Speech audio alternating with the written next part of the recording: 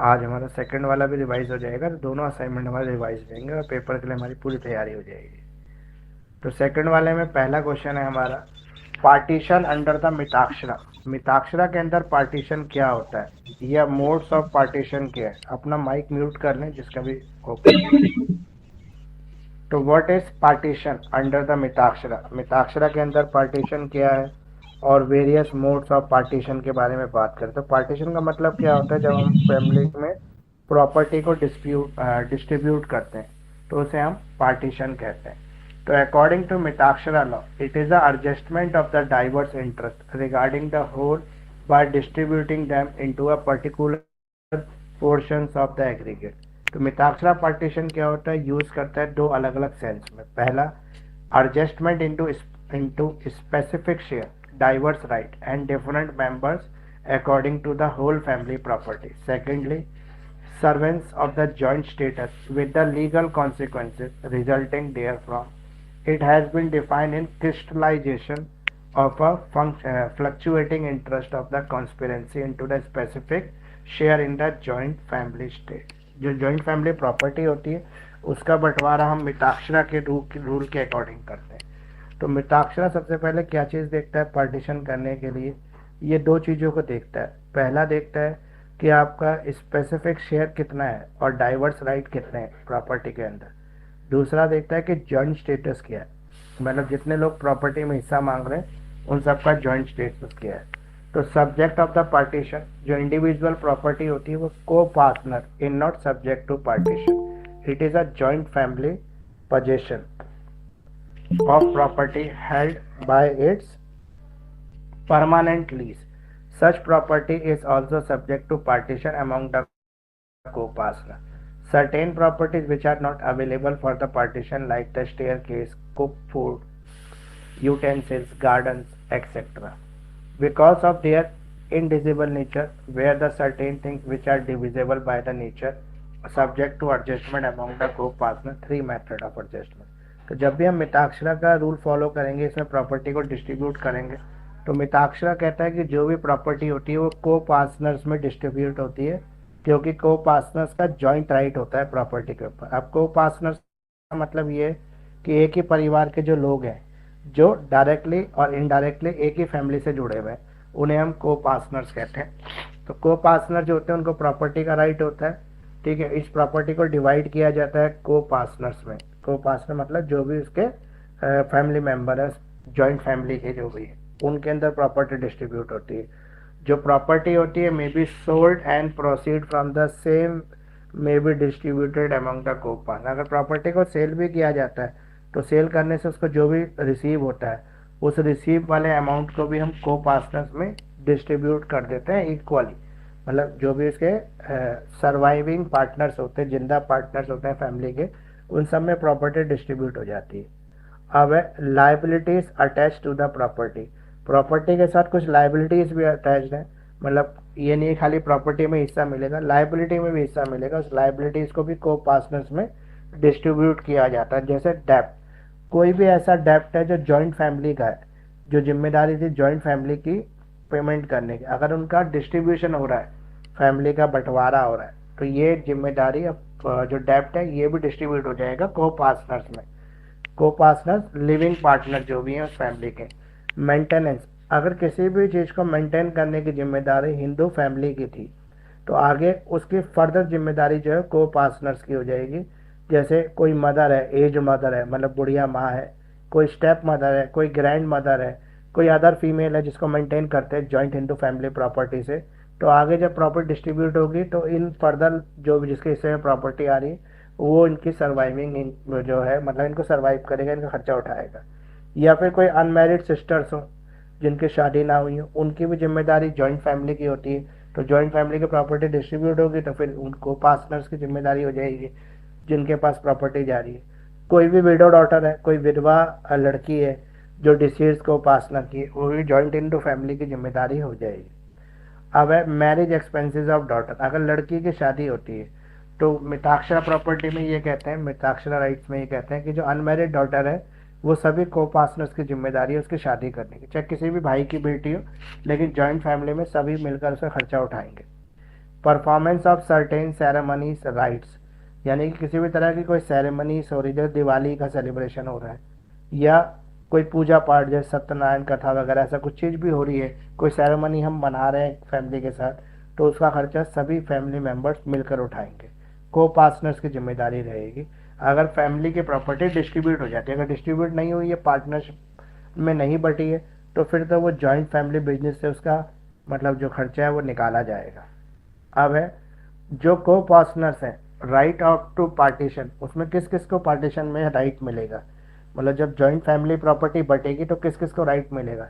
तो पहला राइट मिलेगा मिताक्षरा के अकॉर्डिंग फादर को, फादर के बाद सन को, सन के बाद ग्रैंड सन को, ग्रेट ग्रैंड सन को मतलब पड़पोते को, और after born son and after born daughter of a coparcener. देखो, आफ्टर बॉर्न सन मतलब पैदा होने के बाद बेटा, अगर माँ के गर्भ में अगर बच्चा है तो उसको कोई हिस्सा नहीं मिलेगा, लेकिन अगर बच्चा पैदा हो जाएगा और फिर प्रॉपर्टी का डिस्ट्रीब्यूशन हो रहा है तो उसको हिस्सा मिल जाएगा।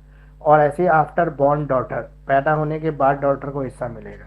फॉर एग्जाम्पल मान लो प्रॉपर्टी का हिस्सा बढ़ रहा है, मिताक्षरा लॉ ये कहता है कि जो भी बच्चा उस समय माँ के पेट में, उसको वही हिस्सा मिलेगा जो माँ को, उसको अलग से हिस्सा नहीं मिलेगा। लेकिन जो दया भागा लॉ होता है वो ये कहता है कि अगर बच्चा पेट में भी है तो उसके भी अलग से हिस्से का काउंट किया जाएगा। लेकिन मिताक्षरा कहता है कि जब तक बच्चा दुनिया में नहीं आएगा तो पता नहीं कि वो सर्वाइविंग पार्टनर होगा कि नहीं होगा, तो इसलिए उसका हिस्सा जब बनेगा जब वो पैदा हो जाएगा। तो पैदा होने से पहले अगर कोई प्रॉपर्टी बट रही है तो उस बच्चे को कोई हिस्सा नहीं मिलेगा जो माँ के गर्भ में है, लेकिन पैदा होने के बाद अगर प्रॉपर्टी का डिस्ट्रीब्यूशन हो रहा है तो उस बच्चे को भी हिस्सा मिल जाएगा। इसके अलावा इलेजिटिमेट सन, इलेजिटिमेट सन जो नाजायज बच्चा होगा अगर किसी का भी, तो उसको भी उसके फादर की प्रॉपर्टी में हिस्सा मिलेगा, मतलब फादर की प्रॉपर्टी में से हिस्सा मिलेगा, जॉइंट फैमिली में नहीं मिल रहा है, फादर की प्रॉपर्टी में मिल रहा है नाजायज बच्चे को। कोई विधवा है तो मिताक्षरा लॉ कहता है कि विधवा की जिम्मेदारी सभी को पार्टनर्स की जिम्मेदारी है, इसलिए सब मिलकर अरेंजमेंट करेंगे उस विधवा के लिविंग और सर्वाइवल इनकम का। अब है alienee, alienee coparcener interest such as alienation is the valid, मतलब जहाँ पर मान लो कोई ऐसा मेंबर है फैमिली का जो जॉइंट फैमिली हिंदू बिजनेस की इनकम पे सरवाइव कर रहा है, जैसे बहुत पुराने सर्वेंट्स होते हैं घर में जिनको कोई सैलरी नहीं देते, लेकिन उनकी फैमिली और वो सर्वेंट जो होते हैं फैमिली के साथ ही रहते आते हैं, ठीक है, उनको मतलब अलग से कोई सैलरी टाइप नहीं होता, लेकिन फिर भी वो बहुत सालों से उस फैमिली की सेवा में ही जुड़े हुए। तो ऐसे लोगों में जब फैमिली का डिस्ट्रीब्यूशन होगा, फैमिली बढ़ेगी, तो इनके लिए भी एक प्रॉपर इंतजाम किया जाएगा फंड के थ्रू, मतलब इनको भी एक हिस्सा शेयर, मतलब प्रॉपर्टी का हिस्सा तो नहीं कहेंगे, लेकिन इनके लिए इस तरह का इंतजाम किया जाएगा कि अपने आगे के जीवन ये जी सके।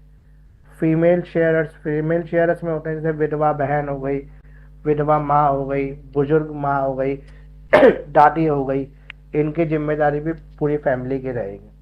कोई गोद लिया हुआ बच्चा, जो गोद लिया हुआ बच्चा होता है उसके उसके फादर की प्रॉपर्टी में उसको हिस्सा मिलता है, ठीक है।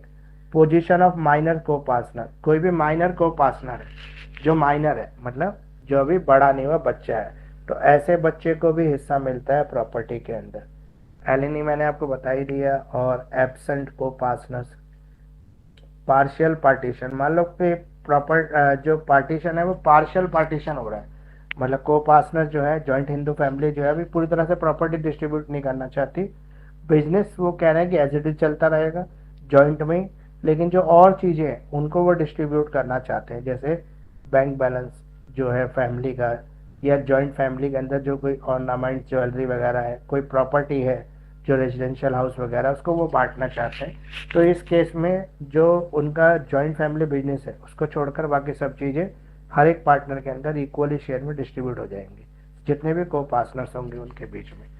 अब है पार्टीशन के तरीके, कौन कौन से तरीके अपनाए जाते हैं। तो पार्टीशन जब भी करवाना होगा तो सबसे पहले एक्सप्रेशन ऑफ इंटरेस्ट इंटेंशन आएगा, मतलब जो भी पार्टनर इस तरह का पार्टीशन चाहता है वो सभी को सूचित कर देगा कि उसको पार्टनर्स मतलब उसको बंटवारा चाहिए, वो नोटिस के थ्रू बोल सकता है, ठीक है। कोई जैसे कोई दादा परदादा जब मरता है तो अपनी विल के थ्रू भी इस तरह के पार्टीशन को एग्जीक्यूट कर सकता है, या कोई एग्रीमेंट बना सकते हैं सब मिलकर, ठीक है। या फिर फादर के थ्रू, जैसे जो कर्ता और फैमिली होता है, कर्ता और फैमिली अपने बाद जो इस तरह के रूल्स बना देता है कि उसके बाद फैमिली डिस्ट्रीब्यूट हो जाएगी। या केस के थ्रू, कोर्ट के थ्रू भी हम इसके अंदर हिस्सा मांग सकते हैं। Contravention of another religion, conversion of another, कोई भी फैमिली मेंबर अगर किसी और रिलीजन में कन्वर्ट हो गया है तो और वो फैमिली के साथ अब रहना नहीं चाहता, या रहता भी है तो वो तो अलग रिलीजन का है, इसलिए वो तो हिंदू मेंबर होगा नहीं फैमिली का। तो ऐसी स्थिति में जो है मिताक्षर लॉ जो होता है वो उनका पार्टीशन कर देता है। ठीक है, किसी ने भी स्पेशल मैरिज एक्ट के अंदर शादी कर ली तो उसको भी प्रॉपर्टी से हटा दिया जाता है। अब है रीओपनिंग ऑफ पार्टीशन। एक बार अगर पार्टीशन हो गया प्रॉपर्टी का तो क्या दोबारा से जो है वो जॉइंट में आ सकते हैं?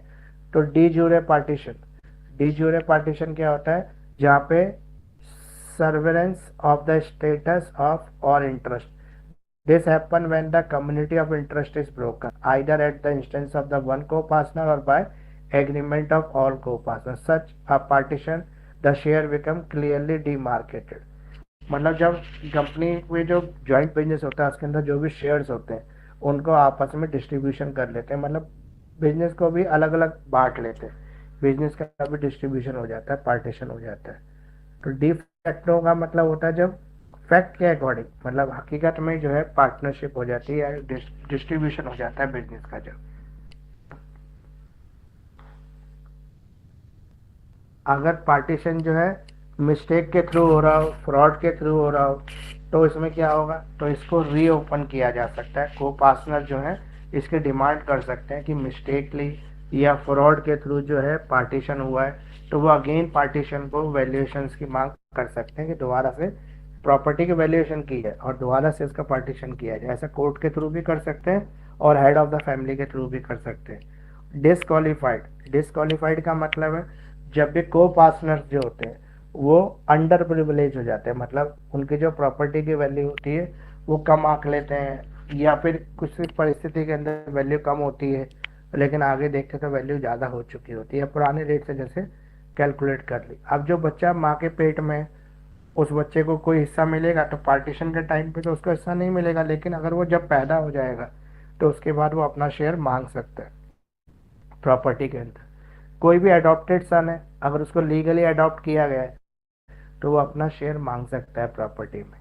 कोई भी को पार्टनर पार्टीशन के टाइम एब्सेंट था, मतलब फॉर एग्जांपल मान लो फॉरेन में था और पार्टी फैमिली प्रॉपर्टी पीछे से बढ़ गई, तो वो आने के बाद अपना हिस्सा ले सकता है। माइनर को पार्टनर जो है जब मेजर हो जाएगा, बड़ा हो जाएगा, तो उसके बाद अपना हिस्सा ले सकता है। ये क्वेश्चन कंप्लीट हो गया आपका। अगला है आपका कि which person are capable to give a child in adoption. ऐसा कोई व्यक्ति जो अपने बच्चे को गोद दे सकता है, मतलब गोद देने के लिए क्या योग्यता है? ऐसा जरूरी नहीं कि गोद लेने के लिए ही योग्यता होगी बच्चे को, गोद देने वाले की भी योग्यता होती है। सबसे पहले हमें एडॉप्शन समझना पड़ेगा। एडॉप्शन क्या है? तो एडॉप्शन का मतलब क्या है यहाँ पर? एडॉप्शन का मतलब है हिंदू लॉ और धर्मशास्त्र के अकॉर्डिंग जो मनुस्मृति में भी लिखा हुआ है कि दत्तक पुत्र का जो सिद्धांत है, यानी कि लड़के को गोद देने की परंपरा मनुस्मृति में बताई गई है। लेकिन अब जो हमारा लॉ आया है, Hindu adoption and maintenance act जो आया है, उसके अंदर लड़का और लड़की दोनों को कवर कर दिया गया। यहाँ पे सन की जगह वर्ड हटा के चाइल्ड कर दिया। तो अब child both girls and boys दोनों के लिए हो गया एडॉप्शन एक्ट, इन दोनों को गोद दिया जा सकता है, मतलब ऐसा अलाउड है। लेकिन इसके लिए कुछ सर्टेन रूल्स एंड रेगुलेशंस बनाए जो हमारे कोडिफाइड लॉ जो आ गया Hindu adoption and maintenance act, उसके अंदर ये एक्ट हमने पास कर दिया है। तो who can adopt a child, कौन बच्चे को अडॉप्ट कर सकता है? पहले गोद लेने के लिए क्या योग्यता हो सकती है? कोई भी व्यक्ति मस्ट बी अ हिंदू, उसे हिंदू होना चाहिए जो बच्चे को गोद ले रहा है, और उसको गोद लेने की कैपेसिटी होनी चाहिए। Hindu male who wishes to adopt a child must meet the requirement, जो सेक्शन 7 के अंदर जो रिक्वायरमेंट दी है वो पूरी करनी पड़ती है, तभी एक हिंदू मेल जो है बच्चे को अडॉप्ट कर सकता है। अभी सेक्शन 7 में क्या क्या है वो हम आगे पढ़ लेंगे इसको। और हिंदू फीमेल को सेक्शन 8 के अंदर जो भी दे रखी योग्यता है वो पूरी करनी होती है, तभी वो बच्चे को गोद ले सकती है, या दे सकती है, सॉरी दे सकती है, ले सकती है बात हो रही है। तो capacity of Hindu male to adopt, एक हिंदू मेल कब किसी बच्चे को अडॉप्ट कर सकता है, गोद ले सकता है, तो उसके लिए सेक्शन 7 की कंडीशन पूरी करनी पड़ेगी। पहली कंडीशन है कि हिंदू मेल की एज जो वो मेजर हो, यानी कि माइनर ना हो, फिर दिमागी रूप से स्वस्थ हो, साउंड माइंड हो, तीसरा अपनी वाइफ, जिंदा वाइफ की परमिशन जरूरी है गोद लेने के लिए। It can overlook the wife is incapable. अगर वाइफ जो है इनकेपेबल है, यानी कि वो इंसेन है, या किसी मेडिकल इमरजेंसी की वजह से वाइफ इस पोजीशन में नहीं है कि अपनी कंसेंट दे सके, तो वो उसकी कंसेंट के बिना गोद ले सकता है। लेकिन अगर वाइफ ठीक है और जिंदा है और कंसेंट दे सकती है, तो वाइफ की कंसेंट के बिना गोद नहीं ले पाएगा। क्यों? क्योंकि ये माना जाता है कि जो बच्चा गोद लिया जाता है उसके माँ और बाप वो पेरेंट्स होंगे जिन्होंने उसको अडॉप्ट किया है। अगर एक मेल किसी बच्चे को अडॉप्ट कर रहा है तो बाद में फीमेल तो उसकी माँ ही बनेगी, इसलिए माँ की कंसेंट भी जरूरी है। अगर एक एक व्यक्ति की एक से ज़्यादा बीवी हैं तो क्या सभी बीवियों की कंसेंट जरूरी है? यस, सभी बीवियों की कंसेंट जरूरी है, तभी वो बच्चे को गोद ले सकता है। अगर मान लो दो बीवी है एक व्यक्ति की, और दो में से एक बीवी ने अपनी कंसेंट दे दी बच्चा गोद ले लो, लेकिन दूसरी बीवी मना कर दे, तो वो व्यक्ति बच्चा गोद नहीं ले सकता, बच्चा गोद लेने के लायक नहीं होगा। क्यों? क्योंकि सभी बीवियों की कंसेंट यहाँ पे जरूरी है। अब हिंदू धर्म में तो आप ये बोल सकते हो केवल एक ही बीवी अलाउड है, फिर सभी बीवी है क्यों? वो इसीलिए क्योंकि एडॉप्शन एक्ट में ये बताया गया कि एक व्यक्ति ने अगर बाय लॉस मतलब कानून को तोड़ के दो बीवियां तीन बीवियां रख रखी, और तीनों बीवियां अपनी मर्जी के साथ रह रही, जब तक वो शिकायत नहीं करेंगे कोर्ट में जाके कानून में जाके, तब तक तो कुछ नहीं होगा ना एक्शन। इसलिए तो इसी कंडीशन को देखते हुए ये बोला गया है कि सभी बीवियों की मर्जी होनी चाहिए, क्योंकि सब उसकी इक्वली वैलिड वाइफ है। इस वजह से it was content plaintiff that wife has abscond and could be considered as good as dead। अगर किसी की बीवी जैसे कोमा में पड़ी हो, तो कोमा में पड़ी हुई बीवी की मर्जी की कोई जरूरत नहीं होती, क्योंकि वो जिंदा होके भी मौत के बराबर ही है, मतलब मरे के बराबर ही है, क्योंकि वो जो है कोमा में है, अनकॉन्शियस है, बेहोश है काफी लंबे टाइम से। अगर टेम्पररी डिसीज हो तो उसका ठीक होने का इंतजार किया जा सकता है कि जब वो ठीक हो जाएगी तब हम उसकी कंसेंट ले लेंगे। ठीक है, अब है यहाँ पे, if the wife has converted to some other religion. अगर वाइफ अपने धर्म को परिवर्तन कर लेती है या इस संसार को छोड़ के सन्यासी बैरागी हो जाती है, तो उसकी कंसेंट की जरूरत नहीं है। ठीक है, अगर फिर उसकी कोई कंसेंट की जरूरत नहीं है, फिर मेल जो है अकेला बच्चे को गोद ले सकता है अपनी मर्जी से। अब कैपेसिटी ऑफ हिंदू फीमेल, एक हिंदू फीमेल कब बच्चे को गोद ले सकती है? तो जब ले सकती है जब वो मेच्योर हो, यानी कि उसने अपनी माइनॉरिटी की एज को खत्म करके मेजोरिटी की एज को अटेंड कर लिया हो। ठीक है, अगला, बी ऑफ साउंड माइंड, वो दिमागी रूप से स्वस्थ हो, वो विधवा हो। अगर विधवा है तो उसको हस्बैंड की मर्जी की जरूरत नहीं है ना, फिर तो वो गोद ले ही सकती है। या डाइवोर्स्ड हो, डाइवोर्स बीवी भी ले सकती है। अनमैरिड हो तो भी वो बच्चे को गोद ले सकती है। लेकिन अगर बीवी मैरिड है और हस्बैंड जिंदा है, तो उसको हस्बैंड की मर्जी जरूरी है, तभी वो बच्चे को गोद ले सकती है। अब बच्चे को कौन गोद दे सकता है? देने वाले की क्या योग्यता है? तो देने वाले के लिए ये बताया कि कोई भी व्यक्ति जो अपने वैलिड चाइल्ड, जो उसका लीगल गार्जियन हो, जो उसका पेरेंट्स हो, अपने बच्चे को अगर गोद देना चाहता है, तो सेक्शन 9 है यहाँ पे। सेक्शन 7 मेल के लिए था, सेक्शन 8 फीमेल के लिए था, और सेक्शन 9 में बताया कि कौन बच्चे को गोद दे सकता है। तो कोई भी बायोलॉजिकल फादर या मदर बच्चे को गोद देने की अथॉरिटी रखता है। बायोलॉजिकल पेरेंट्स का मतलब ये है कि वो उसका नेचुरल पेरेंट्स हो। जैसे एक बच्चा जो है मेल और फीमेल की वजह से पैदा होता है, दोनों उसके जो रियल पेरेंट्स हैं वो डिसीजन ले सकते हैं उसको गोद देने का। ठीक है, the consent of child biological mother, अगर हस्बैंड ये चाहता है, फादर ये चाहता है बच्चे को गोद देना है, तो वाइफ की कंसेंट जरूरी है, यानी कि मदर की कंसेंट जरूरी है। और मदर ये चाहती है गोद देनी है, तो फादर की कंसेंट जरूरी है। अगर मान लो फादर जिंदा नहीं है या मदर जिंदा नहीं है, तो फिर उसकी कंसेंट की कोई वैल्यू नहीं है, उसकी कंसेंट की जरूरत नहीं है, फिर अकेला पेरेंट्स ले सकता है। अगर दोनों में से एक अनसाउंड माइंड हो जाए, फादर या मदर अनसाउंड माइंड है, तो भी उनकी कंसेंट की कोई जरूरत नहीं है, अकेला व्यक्ति ये डिसीजन ले सकता है।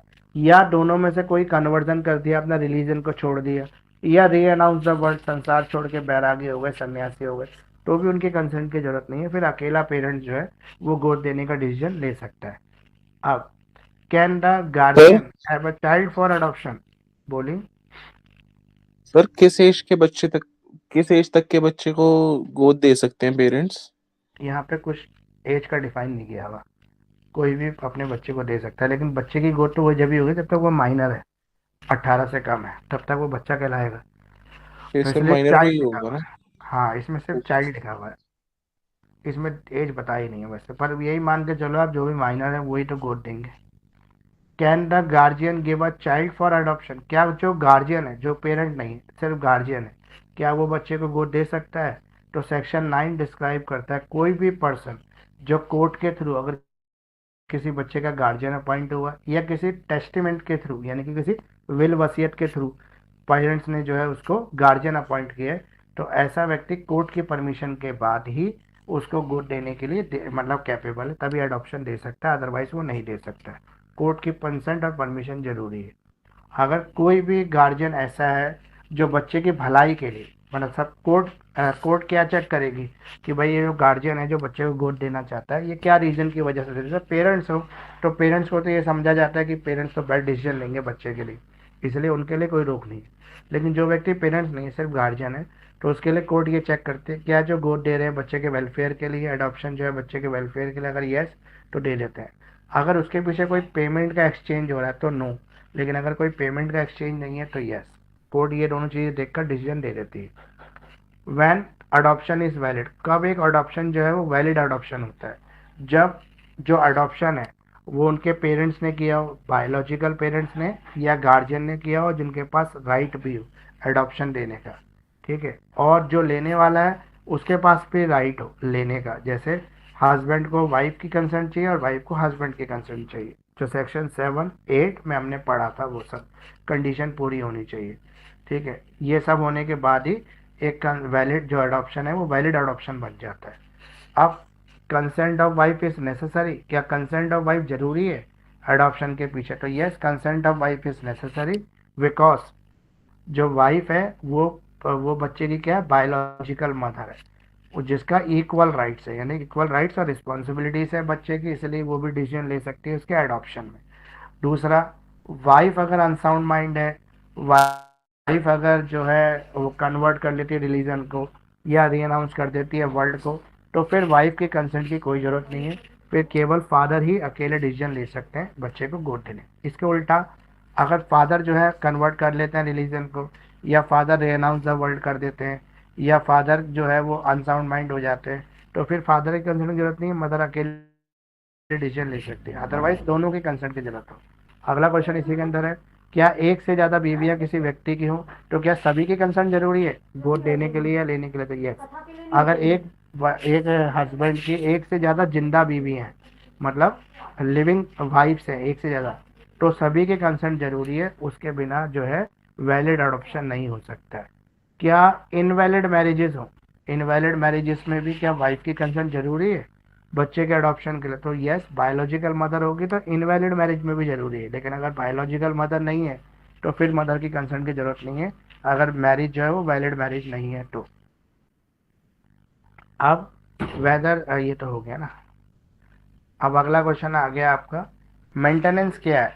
Maintenance of dependent under the Hindu adoption and maintenance act 1960, how far a wife is entitled to be maintain by her husband? Husband की कितनी जिम्मेदारी है वाइफ को मेंटेन करने की?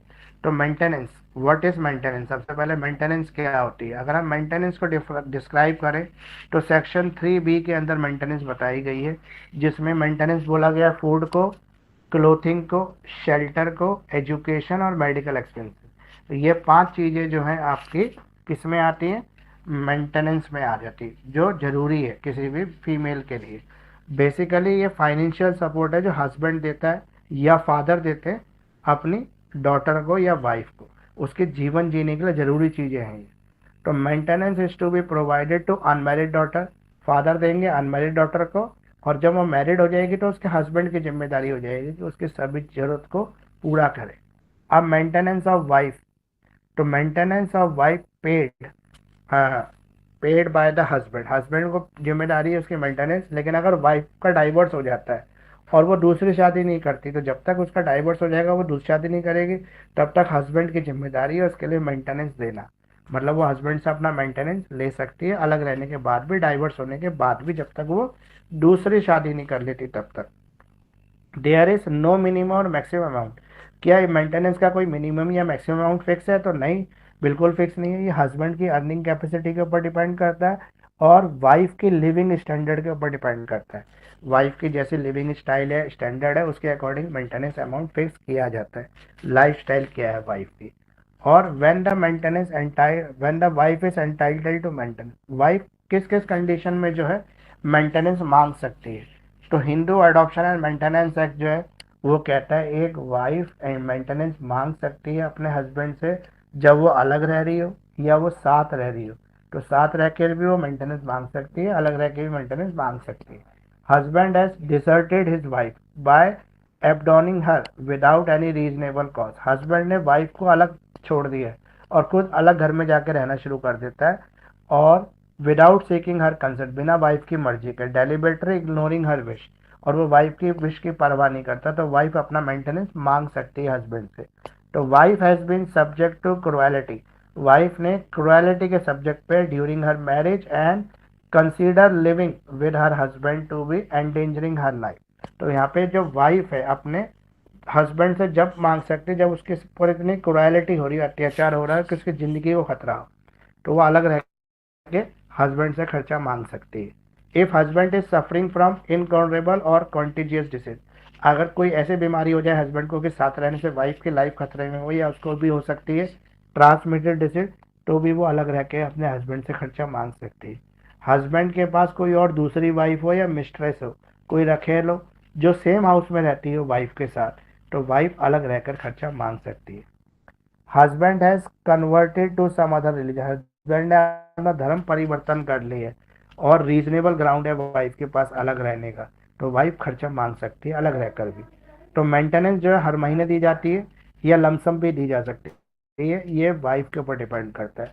अगर वाइफ का कोई अपना सोर्स ऑफ इनकम है, कोई प्रॉपर्टी है, तो उसके कंडीशन में उसको इतनी मेंटेनेंस मिलती है जितना उसका अपना इनकम या अपने एक्सपेंसेस पूरा नहीं कर पा रही है उसके खर्चों को, उतनी उसको मिल, जैसे मेडिकल एक्सपेंसेस मिल जाएगी या कुछ और खर्चे मिल जाएंगे।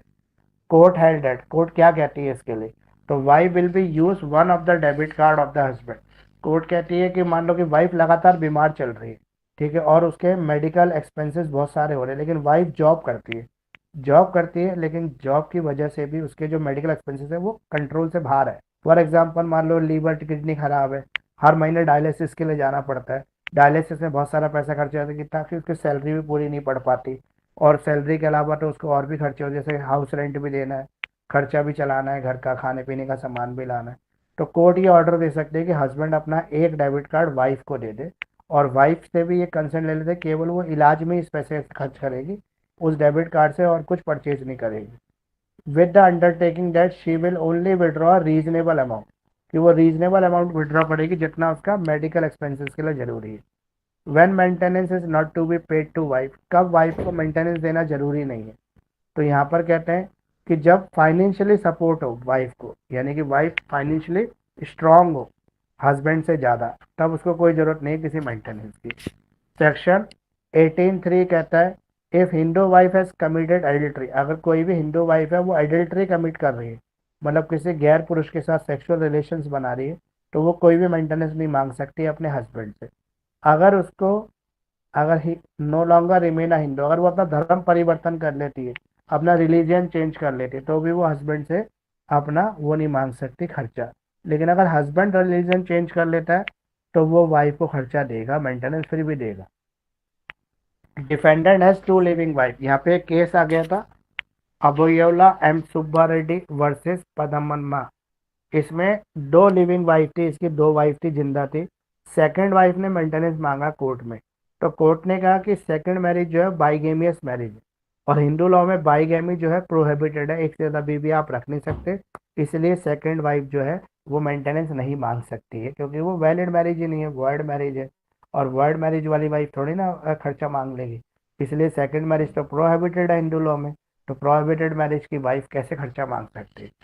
क्या विधवा डॉटर इन लॉ, क्या विधवा बहू अपने ससुर से खर्चा मांग सकती है, तो husband is liable to maintenance to his wife, husband की ड्यूटी है कि वो अपनी वाइफ को मेंटेनेंस दे, लेकिन आफ्टर दे गेट डाइवर्स, अगर वो डाइवर्स हो जाता है, इफ हस्बैंड इज डेड, और हस्बैंड की भी डेथ हो जाती है, तो ये ऑब्लिगेशन है फादर की, हस्बैंड के फादर की ऑब्लिगेशन है कि वो मेंटेनेंस दे अपनी डॉटर इन लॉ को। अगर उसके पास कोई प्रॉपर्टी नहीं है, कोई घर नहीं है, कुछ नहीं है, तो ससुर की जिम्मेदारी है कि अपनी वाइफ का खर्चा दे। सेक्शन 19 जो हिंदू अडॉप्शन और मेंटेनेंस एक्ट, वो कहता है फादर इन लॉ क्या क्या खर्चा देगा मेंटेनेंस में। तो फादर इन लॉ देगा जब जब वाइफ के पास, बहू के पास कोई सोर्स ऑफ इनकम ना हो, कोई प्रॉपर्टी ना हो हस्बैंड की, ऐसी प्रॉपर्टी जो बहू को मिली हो, और उसके पास कोई अदर प्लेस भी ना हो रहने के लिए, तो वो इतना पैसा ले सकती है अपने ससुर से कि अपना रहने खाने का खर्चा चला सके। तो in case he has no property, अगर कोई प्रॉपर्टी नहीं है अपनी उसकी, या किसी और तरह की कोई प्रॉपर्टी उसको हस्बैंड की भी नहीं मिली, पेरेंट्स की भी नहीं मिली, बच्चों की भी कोई प्रॉपर्टी नहीं है, तो वो खर्चा ले सकती है। सेकंड क्लॉज जो है सेक्शन 19 का, वो कहता है he is not able to do from any coparcenary property in possession. अगर उसको कोई जॉइंट हिंदू प्रॉपर्टी में कोई प्रॉपर्टी मिल गई है तो भी उसको कोई कंपनसेशन नहीं मिलेगा, लेकिन अगर कोई प्रॉपर्टी भी नहीं मिली उसको, मतलब फैमिली बंटवारे में भी, तो ले सकती है खर्चा। अब है maintenance of child and as parent. Hindu act के अंदर जो बच्चे होते हैं उनकी जिम्मेदारी किसके ऊपर है, और जो बूढ़े माँ बाप होते हैं उनकी मेंटेनेंस की जिम्मेदारी किसके ऊपर है। तो कहता है सेक्शन 20 कहता है इसके लिए, कहता है कि हिंदू मेल जो है या हिंदू जो फीमेल है उसके ऊपर जिम्मेदारी है अपने बच्चों का ध्यान रखना, चाहे वो लेजिटिमेट हो चाहे चाहे जायज़ बच्चे हो या नाजायज़ बच्चे हो, हर तरह के बच्चे की परवरिश करने की जिम्मेदारी उसके माँ बाप की है। Children shall claim the maintenance for their parents as long as they are minor. जब तक बच्चे हैं तब तक बच्चे अपने पेरेंट्स से मेंटेनेंस मांग सकते हैं। An unmarried daughter shall be entitled to maintenance even after attaining the age of majority. एक जो लड़की है जिसकी शादी नहीं हुई, अगर वो मेजर भी हो गई, 18 साल की भी हो गई, फिर भी वो अपने पेरेंट्स से खर्चा मांग सकती है जब तक उसकी शादी नहीं होगी तब तक। तो सेक्शन फर्दर प्रिस्क्राइब दैट, आगे कहते हैं सेक्शन कि अगर कोई ओल्ड एज पेरेंट्स है, कोई फिजिकल मेंटल वीक मेंबर है फैमिली का, वो भी मेंटेनेंस ले सकता है अपने मेल मेंबर्स से। फैमिली के जो मेल मेंबर्स है उसकी जिम्मेदारी है अपने बूढ़े माँ बाप की और ऐसे बच्चे की देखभाल करना फैमिली की जो फिजिकली या मेंटली वीक हो, यानी कि दिमागी रूप से कोई कमजोर भाई बहन हो, तो उसकी जिम्मेदारी भी किसकी है, मेल मेंबर्स की है फैमिली की। चाइल्डलेस स्टेप मदर, कोई ऐसा कोई ऐसी सौतेली माँ है जिसका कोई बच्चा ही ना हो, तो उसकी जिम्मेदारी भी उसके सौतेले बच्चे की है, बेटे की है, उसको अपनी सौतेली माँ की भी जिम्मेदारी उठानी पड़ेगी। अब है मेंटेनेंस ऑफ डिपेंडेंट। डिपेंडेंट के मेंटेनेंस के लिए कौन सा एक्ट है, तो सेक्शन 21 है जो कहता है कि डिपेंडेंस ऑफ मेंटेनेंस होनी चाहिए, और सेक्शन 22 है such person shall be entitled to maintenance, कि ये पर्सन अपनी मेंटेनेंस मांग सकते हैं, क्लेम कर सकते हैं। सेक्शन 21 में मेंटेनेंस देंगे और सेक्शन 22 में डिमांड कर सकते हैं मेंटेनेंस की। हु आर डिपेंडेंट, डिपेंडेंट कौन कौन हो सकता है, तो डिपेंडेंट में पेरेंट्स हो सकते हैं, ब्रदर्स हो सकते हैं, कोई और रिलेटिव हो सकते हैं जो फैमिली के ही हो, वो लोग डिपेंडेंट में आते हैं। सेक्शन 21 कहता है कि जो डिपेंडेंट है वो कौन कौन है, फादर है, मदर है, विधवा या विधवा बहन हो सकती है जिसकी दोबारा शादी नहीं हुई, ठीक है, माइनर सन हो सकता है, ग्रैंड सन हो सकता है, ग्रेट ग्रैंड सन हो सकता है, प्री डिसीज फादर हो सकता है, ग्रैंड फादर हो सकता है, जो he has not been able to obtain maintenance from any other source, जिनके पास कोई और सहारा नहीं है मेंटेनेंस का, कोई अनमैरिड डॉटर, कोई grand daughter, great grand daughter, pre disease father, great grand father, ये सब लोग भी खर्चा मांग सकते हैं, मेंटेनेंस मांग सकते हैं। Window daughter who has not been able to obtain maintenance from the state of her husband, ऐसी कोई विधवा बेटी है जिसको अपने पति की जायदाद से कुछ भी ना मिला हो, जिसके बच्चों के पास भी कुछ ना हो या बच्चे ही ना हो, या फिर उनके इन लॉज की प्रॉपर्टी से कुछ ना मिला हो, वो भी अपने मेल मेंबर से खर्चा मांग सकती है, मेंटेनेंस मांग सकती है। विडो डॉटर इन लॉ, कोई डॉटर इन लॉ विधवा बहू हो, वो भी अपने ससुर से खर्चा मांग सकती है। कोई इलेजिटिमेट माइनर सन हो, कोई नाजायज बच्चा हो जो माइनर हो, या फिर नाजायज अनमैरिड डॉटर हो, तो वो भी खर्चा मांग सकती है। Do dependent need to maintain, क्या डिपेंडेंट को मेंटेन करना जरूरी है, तो सेक्शन 22 कहता है हमारी स्टेट का कि जो मेल मेंबर है फैमिली का उसकी जिम्मेदारी है मेंटेन करने की डिपेंडेंट को। तो dependent must be maintain by the heirs, जो उसका हायर्स है, मतलब जो उसकी प्रॉपर्टी को इनहेरिट कर रहा है। जैसे फॉर एग्जांपल एक भाई है, वो दिमागी रूप से कमजोर है, तो उसका दूसरा भाई या उसकी दूसरी बहन या जो फैमिली मेंबर उसकी प्रॉपर्टी को इनहेरिट करेगा, उसकी जिम्मेदारी है उसको मेंटेन करने की। तो यहाँ पे सक्सेशंस देखी जाती है, विल देखी जाती है, टेस्टिमेटरी देखी जाती है, उसके थ्रू डिसाइड किया जाता है कौन मेंटेनेंस देगा। अब है अब अमाउंट ऑफ मेंटेनेंस, मेंटेनेंस का अमाउंट कितना होगा, कितना पैसा है, तो सेक्शन 23 बताता है कि deciding the amount of maintenance to be awarded to a wife, children, old and infirm parents, कि वाइफ हो, चिल्ड्रन हो, या ओल्ड और इन्फॉर्म पेरेंट्स हो जो अपना ध्यान खुद नहीं रख सकते, वो माँ बाप। तो यहाँ पे कहते हैं status of parties and their current position, जिस तरह की जिंदगी वो जी रहे हैं करंट पोजीशन में उतना खर्चा उनको मिलना चाहिए। Claim of the parties with reasonable limit, एक रीजनेबल लिमिट के साथ उनको क्लेम वो कर सकते हैं। The claimant living separately have justified ground doing to, वो जितना भी अलग रह के खर्चा कर रहे हैं वो सब खर्चा क्लेम कर सकते हैं। उनके पास जितने भी सोर्स ऑफ इनकम है उनके वैल्यू को इस प्रॉपर्टी में लेस करते, मतलब उस क्लेम में लेस कर देंगे जो उनके pass on source of income है उसको। तो कोई भी मेंटेनेंस है वो सेक्शन 23 के अंदर बताई गई है, जो डिसाइड करती है amount of maintenance payable to other dependent. तो net value of the deceased property, deceased की प्रॉपर्टी की जो net value after clearing for all his डेप्ट, सभी डेप्ट को क्लियर करने के बाद, will of deceased, degree of relationship between the claimant and the degree deceased and their past relationship. तो dependent want within the reasonable limit all source of income, dependent total value of their property. अब है alteration amount due to change in circumstances, क्या परिस्थितियों के हिसाब से ये जो अमाउंट है मेंटेनेंस का ये ज़्यादा या कम भी हो सकता है। तो डेफिनेटली हो सकता है। जैसे फॉर एग्जांपल मान लो जो देने वाला व्यक्ति है उसकी उस तरह की पोजीशन नहीं है, फाइनेंशियल पोजीशन वीक है, तो और जो लेने वाला क्लेम करने वाला है उसका मेंटेनेंस ऑफ स्टैंडर्ड काफ़ी हाई है, मतलब वो हाई लिविंग स्टैंडर्ड में रह रहा है, तो जो मेंटेनेंस देने वाला है वो उसमें कट कर सकता है अमाउंट को अपने अकॉर्डिंग, अपनी इकोनॉमिकल फाइनेंशियल पोजीशन के अकॉर्डिंग कम ज़्यादा कर सकता है। कोर्ट ने भी इसके लिए कहा है the amount of maintenance is fix either the agreement or by the way of decree, या तो एग्रीमेंट के थ्रू फिक्स कर लो या डिग्री के थ्रू फिक्स कर लो। और ये जो एग्रीमेंट और डिग्री है ये भी टाइम टू टाइम अल्टर हो सकता है। फॉर एग्जाम्पल आज मेरी नौकरी बहुत अच्छी थी, मैंने 50,000 रुपये मेंटेनेंस बांध दिया अपने जो भी डिपेंडेंट थे उनका, लेकिन कल को अगर मेरी नौकरी छूट जाती है तो मैं 50,000 मेंटेनेंस देने के लिए ज़बरदस्ती नहीं होगी मेरे साथ, मेरी अपनी करंट सैलरी के हिसाब से वो कम या ज़्यादा हो सकता है, उसमें अल्ट्रेशन हो सकता है। अब है Clement maintenance should be Hindu, जो भी मेंटेनेंस क्लेम कर रहा है उसको हिंदू होना चाहिए, क्योंकि हिंदू मेंटेनेंस एक्ट की बात कर रहे हो, इसलिए सेक्शन 24 कहता है कि जो भी क्लेम कर रहा है मेंटेनेंस की उसको हिंदू होना चाहिए। कैन मेंटेनेंस बी चार्ज, क्या मेंटेनेंस को चार्ज किया जा सकता है? तो सेक्शन 100 कहता है ट्रांसफर ऑफ प्रॉपर्टी के एक्ट में अंदर कि जो इमूवेबल प्रॉपर्टी होती है, जो सिक्योरिटी होती है पेमेंट ऑफ मनी की to a person, such transaction will not be consider as mortgage, इसे मॉर्गेज नहीं कह सकते, but will be said to have a change charge on property, इसको प्रॉपर्टी में चार्ज जरूर कह सकते हैं। यानी कि एक व्यक्ति को जो जॉइंट प्रॉपर्टी मिल जाती है उस प्रॉपर्टी में जो है उन डिपेंडेंट का भी हिस्सा हो सकता है या उस अनसाउंड ब्रदर का भी हो सकता है, तो वो सब इसलिए मिलता है कि वो उसको क्लेम मतलब मेंटेन कर पाए, इसलिए। अब है डेप्ट टू हैव सर एक प्रायोरिटी, बार ये प्रायोरिटी किसको देंगे इसके अंदर? सर कैन मेंटेनेंस भी है चार्ज वाला एक बार दोबारा बता दो। कौन सा वाला? इससे पहले वाला कैन मेंटेनेंस भी है चार्ज। मेंटेनेंस चार्ज कब करेंगे? तो मेंटेनेंस चार्ज तो करते हैं माइनर के केस में और डिपेंडेंट के केस में। इसमें यह है कि कोई प्रॉपर्टी अगर मान लो डिस्ट्रीब्यूट होके उसके पास आ रही है तो उस प्रॉपर्टी को जो है हम फर्दर, मतलब फॉर एग्जांपल मान लो 2 लाख रुपए की प्रॉपर्टी कोई ट्रांसफर होके आ गई तो उस प्रॉपर्टी में से मेंटेनेंस को डिसाइड किया जाएगा जो भी डिपेंडेंट है उस मतलब हेलो फैमिली के, उसको।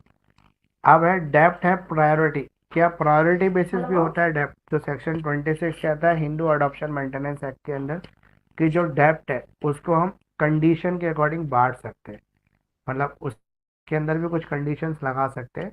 जैसे कृपाल सिंह वर्सेस बलवंत सिंह का जो केस था उसमें कोर्ट ने बताया कि सच डेप्ट shall be binding on the son which is not, कि बेटे के ऊपर कुछ बाइंडिंग कंडीशंस हो सकती हैं मेंटेनेंस देने, जैसे immoral, illegal, opposed to public policy, agreed upon due to reckless borrowing of money for no reasonable ground for deliberate waste, यानी कि जो लेने वाला है मेंटेनेंस वो इमोरली डिमांड कर रहा है मेंटेनेंस की तो वो नहीं मिलेगा, इलीगली डिमांड कर रहा है मतलब कुछ ऐसे खर्चे जो लीगली सेटिस्फाइड नहीं किए जा सकते या जस्टिफाई नहीं किया जा सकते, ऐसे खर्चों के लिए मांग रहा है तो वही नहीं मिलेगा।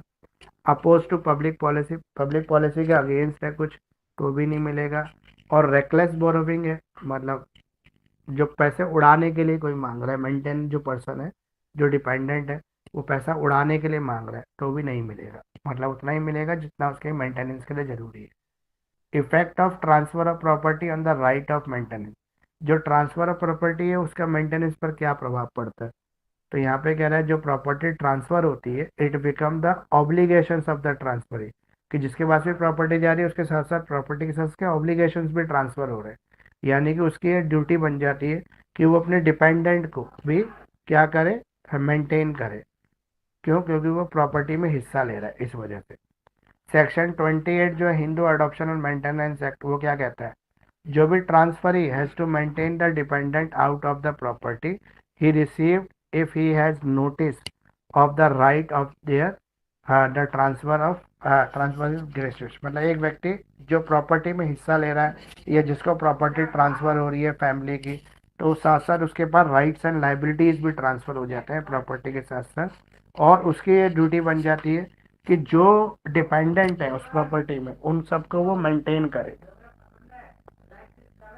ठीक है।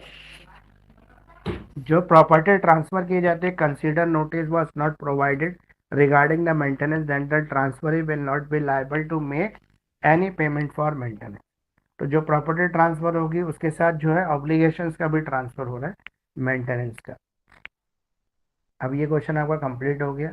अगला क्वेश्चन जो है इंपॉर्टेंट क्वेश्चन है, ये एग्जाम में भी कई बार पूछा गया अलग अलग तरीके से, कि विडो डॉटर इन लॉ जो होती है, विधवा बहू जो है वो क्या क्लेम कर सकती है मेंटेनेंस अपने फादर इन लॉ से। दूसरा क्वेश्चन इसी के अंदर ये कि मेंटेनेंस ऑफ डिपेंडेंट, जो डिपेंडेंट होते हैं उनको कितनी मेंटेनेंस मिलती है, Hindu maintenance and adoption and maintenance act 1960 के अंदर। और क्या एक वाइफ अलग घर डिमांड कर सकती है अपने हस्बैंड से और अलग घर के साथ साथ मेंटेनेंस अमाउंट मांग सकती है Hindu adoption and maintenance act 1956 के अंदर। ये जो 1916 लिख गया ये रॉन्ग है, 1956 है इस एक्ट का जो मेन है वो। तो एक वाइफ जो, पहली बात तो एक विधवा बहू जो होती है वो अपने ससुर से मांग सकती है मेंटेनेंस अगर उसको हस्बैंड से कोई प्रॉपर्टी नहीं मिली, हस्बैंड का कोई सोर्स ऑफ इनकम उसके पास है नहीं, और उसके पास अपनी भी कोई अर्निंग इनकम नहीं है, उसके बच्चे भी अभी छोटे हैं, माइनर्स हैं, तो वो अपने ससुर से जो है मेंटेनेंस ले सकती है। अब है मेंटेनेंस ऑफ वाइफ, वाइफ के मेंटेनेंस की बात करें तो इसमें एक क्वेश्चन था, क्या वाइफ अलग रह के मेंटेनेंस की डिमांड कर सकती है अपने हस्बैंड से। तो यस, वाइफ अलग रह के अपने हस्बैंड से मेंटेनेंस की मांग कर सकती है अगर हस्बैंड एडल्ट्री प्रैक्टिस कर रहा हो, यानी कि दूसरी बीवी के साथ रह रहा हो या उसने मिस्ट्रेस रख रखी हो घर में, उसके साथ सेक्सुअल रिलेशंस बना रहा हो, तो वाइफ अलग डिमांड कर सकती है सेपरेट रेजिडेंस की और साथ में मेंटेनेंस भी ले सकती है। या क्रुएलिटी, अत्याचार कर रहा हो, मार पिटाई कर रहा हो, तो भी वाइफ जो है अलग घर की डिमांड कर सकती है और साथ में मेंटेनेंस भी ले सकती है। अब इसका मेन आंसर जो है वो देख लेते हैं। Under the modern Hindu law a wife still depend on her husband to support her financially. तो वाइफ आज भी जो हिंदू लॉ है उसके अंदर हस्बैंड के ऊपर डिपेंड बताई गई है फाइनेंशियल नीड्स के लिए। Most of system law recognize that there is a direct obligation of husband to maintain his wife properly. तो हस्बैंड की डायरेक्टली जिम्मेदारी बनती है कि मैरिज के बाद अपनी बीवी की जो पूरी जिम्मेदारी है उसको उठाए।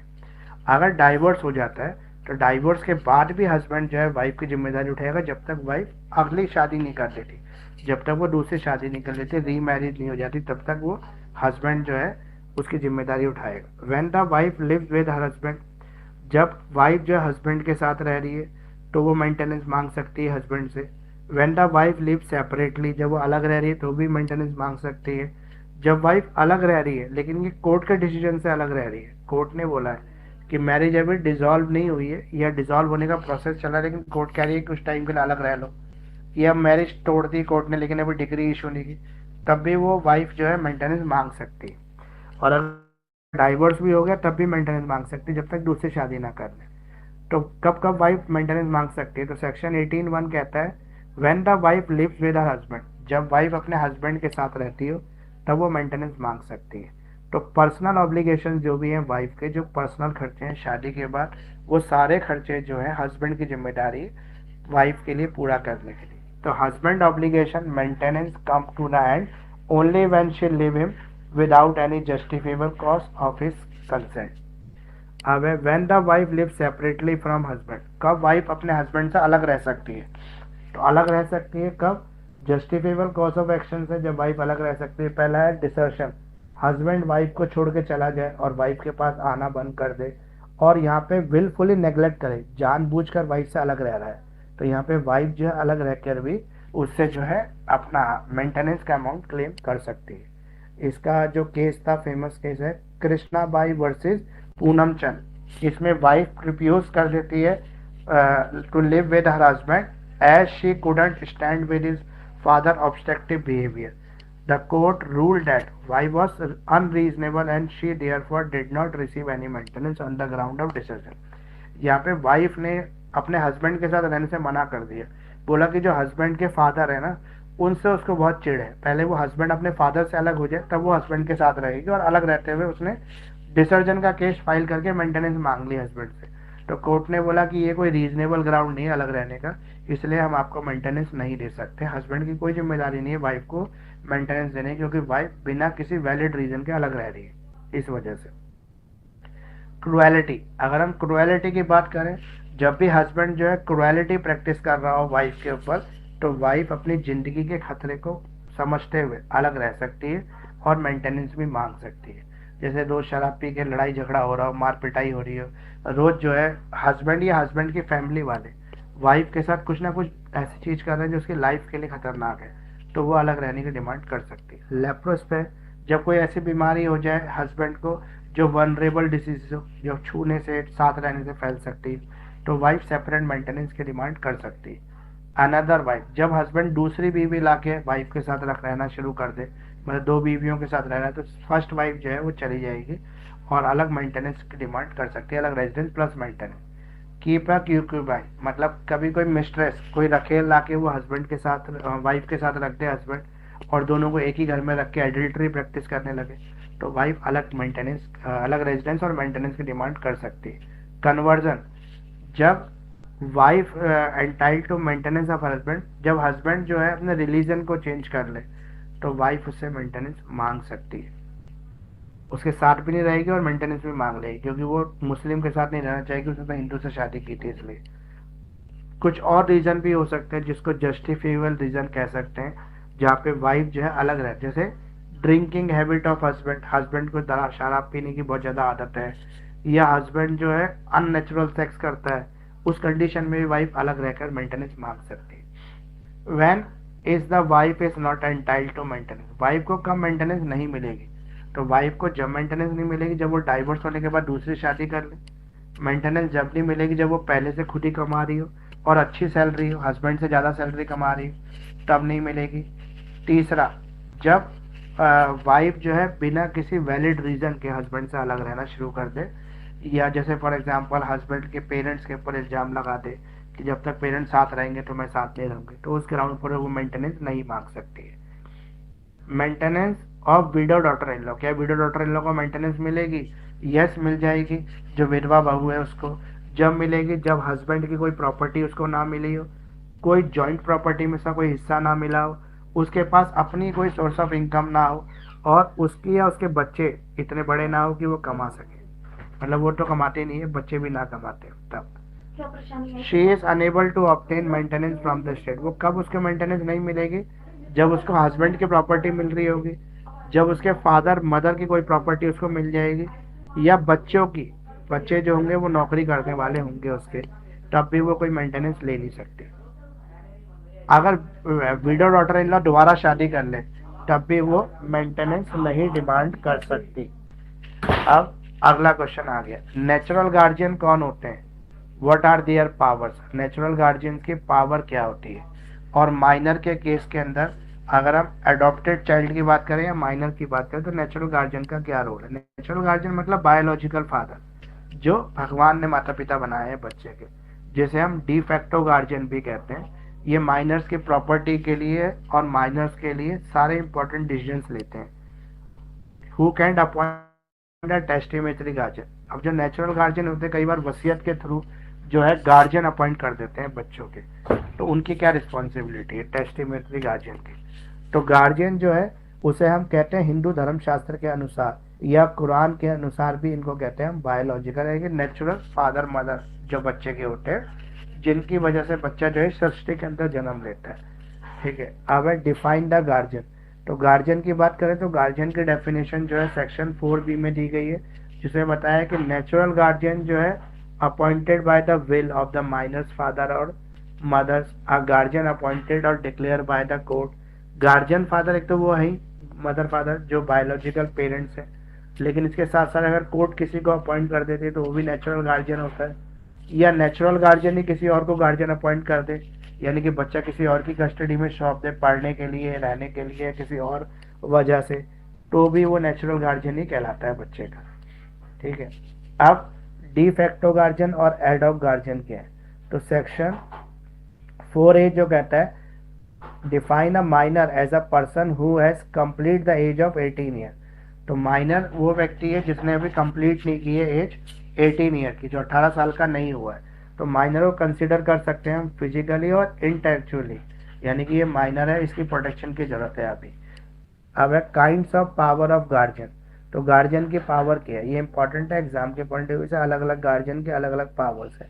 पहला है नेचुरल गार्जियन। तो नेचुरल गार्जियन में वो लोग आते हैं जो बच्चे के बायोलॉजिकल पेरेंट्स हैं और ब्लड रिलेशन में, जिनका खून का रिश्ता है बच्चे से, वो नेचुरल गार्जियन होते हैं। जैसे first mother, second mother father, और सेकंड मदर फादर के बाद जो और जो ब्लड रिलेशन में जो मेंबर्स होते हैं फैमिली के, वो नेचुरल गार्जियन होते हैं।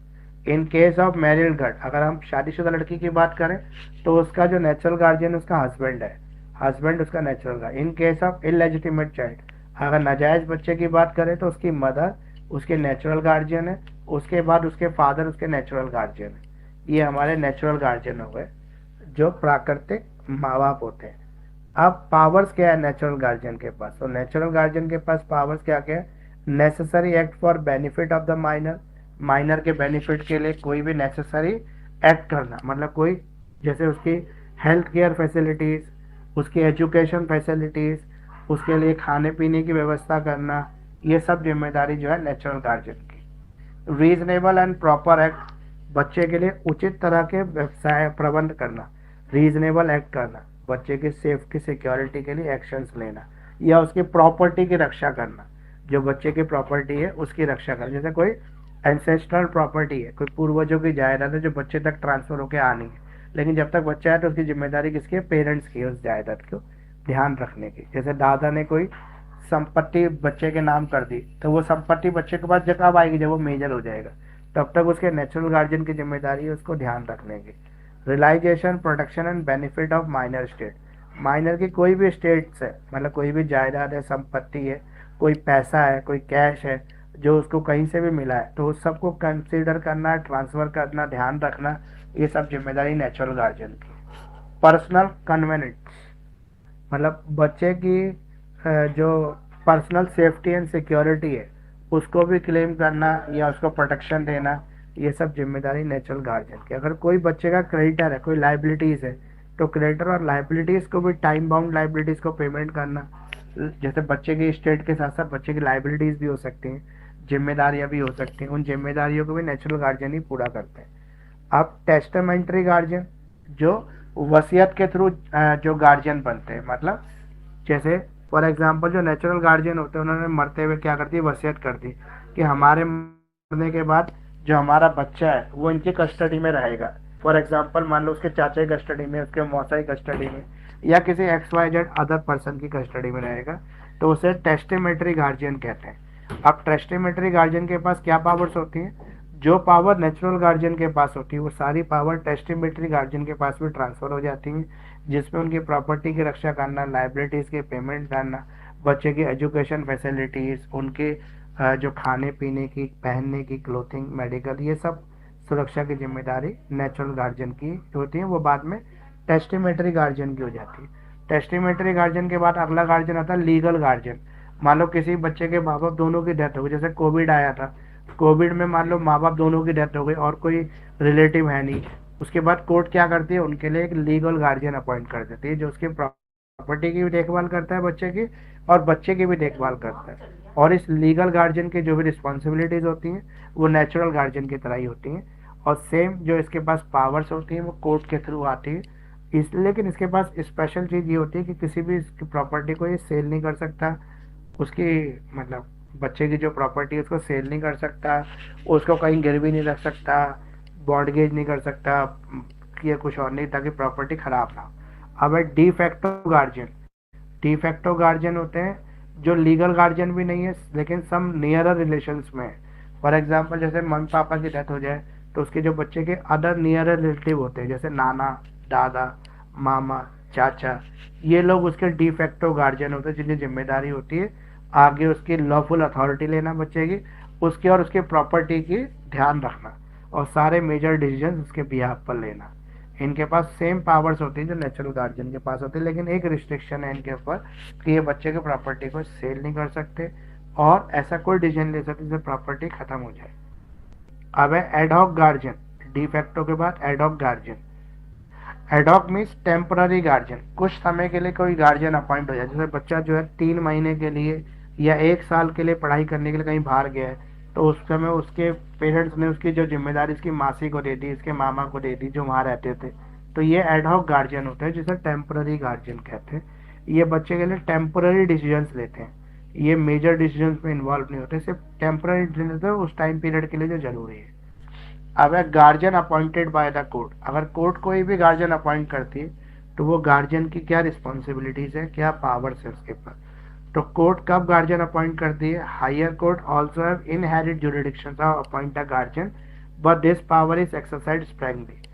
The Hindu minority guardianship act supplement to not to derogations of the guardian of the ward act under the guardian jurisdiction is confirmed by the district court। यानी कि ये कहता है कि जब भी नेचुरल गार्जियन ना हो, कोई अदर क्लोज रिलेटिव ना हो इस तरह का बच्चे का, तो बच्चे के वेलफेयर के लिए कोर्ट एक अपॉइंट कर सकती है उसके लिए लीगल गार्जियन। लीगल गार्जियन जब तक उसका गार्जियन रहेगा तब तक बच्चा जो है मेजोरिटी की एज को अटेंड नहीं कर लेता। ठीक है, यहाँ पर जो लीगल गार्जियन है उसकी सारी जिम्मेदारी रहेंगे जो कोर्ट डिसाइड करेगा। इवन बच्चे के वेलफेयर के लिए अगर प्रॉपर्टी रिलेटेड कोई डिसीजन लेना है तो कोर्ट की परमिशन के बिना वो लेगा नहीं, सबसे पहले उसको कोर्ट से परमिट कराना पड़ेगा, अलाउ कराना पड़ेगा। तो ये पूरा असाइनमेंट मैंने आपका कंप्लीट करा दिया, दोनों असाइनमेंट कंप्लीट हो गए अब आपके। अब आप सर वो इसको अच्छी तरह नोशल से पार्टीशन एक वाला बार करा देते सर। दोबारा से कर लो, ठीक है। तो मैं वेट इसको दोबारा से अब आप पढ़ोगे और पढ़कर मुझे बताओगे क्या क्या आपको समझ में आया। अगर कोई वैसे तब आ ही गया होगा आपको, बाकी इसमें ज़्यादा कुछ है नहीं। ठीक है, सर ये नोशल पार्टीशन वाला करा देते सर।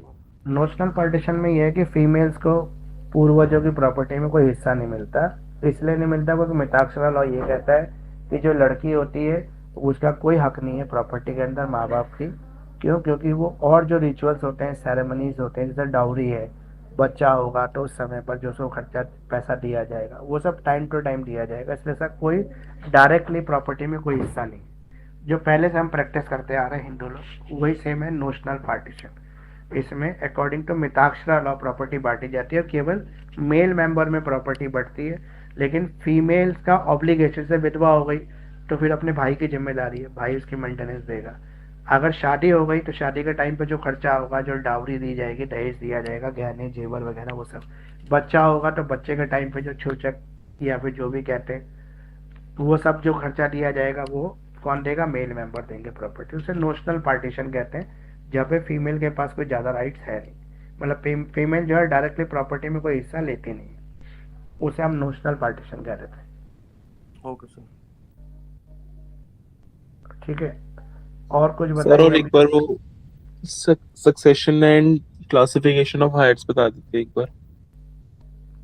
वो तो आपको खुद ही पढ़ना पड़ेगा। Class 1 heir, class 2 heir, class 3 heir, class 4 heir, agnate, cognate, sir उसके अंदर वो के याद सब नहीं हो आते रहे। हैं। सर वो पूरे सारे हायर्स याद करने पड़ेंगे? वैसे उसको छोड़ दो तो अच्छा है, वैसे सारे याद करने पड़ते हैं, तो याद ही नहीं हो रहे, वो तो दिमाग खराब कर रहे तो हैं। छोड़ दो उसको, ज़्यादा उसके चक्कर में वो होंगे भी नहीं, वो बहुत सारे हैं ना, वो तो एक दो थोड़ी ना, इसलिए। सर आपने ये क्लास रिकॉर्ड करी है ना? हाँ मैंने क्लास रिकॉर्ड की है, मैं आपको कुछ पेपर दिखा देता हूँ जरा प्रीवियस ईयर। ताकि आपको एक बार और आइडिया हो जाए कि कौन से क्वेश्चन एग्जाम में आपको करने चाहिए और कौन से क्वेश्चन अच्छे हैं आपके लिए एग्जाम के पॉइंट ऑफ व्यू से।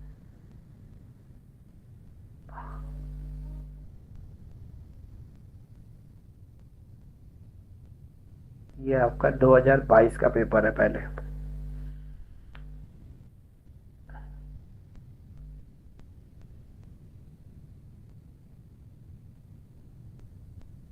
ये दिख रहा है ना आपको स्क्रीन पे।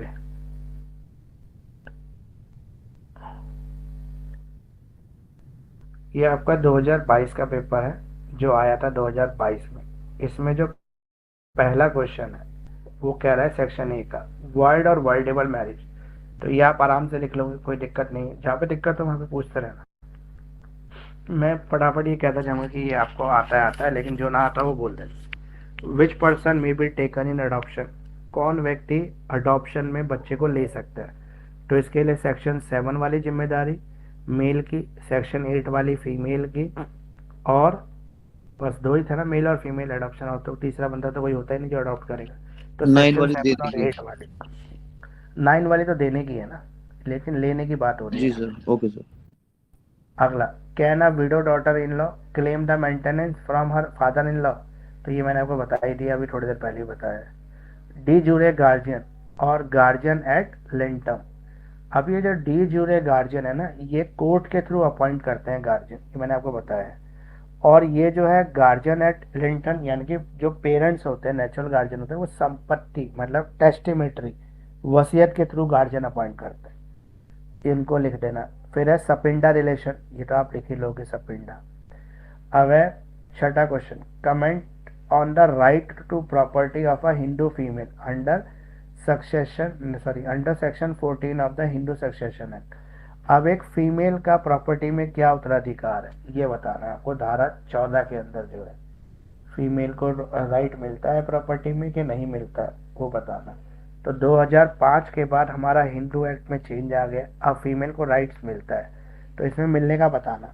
वैसे सेक्शन 14 अगर हम बात करें हिंदू सक्सेशन 1956, तो ये कहता है फीमेल को राइट नहीं मिलता है प्रॉपर्टी के अंदर। पहले आप यही लिखना कि फीमेल का कोई राइट नहीं है प्रॉपर्टी के अंदर, लेकिन वो मेंटेनेंस क्लेम कर सकती है हस्बैंड से, मेल मेंबर से, बिफोर मैरिज फादर से, आफ्टर मैरिज हस्बैंड से। विडो हो जाए तो अपने विडो फादर इन लॉ से, नहीं है तो अपने ब्रदर जो भी है मेल मेंबर जो है उनसे कर सकती है क्लेम।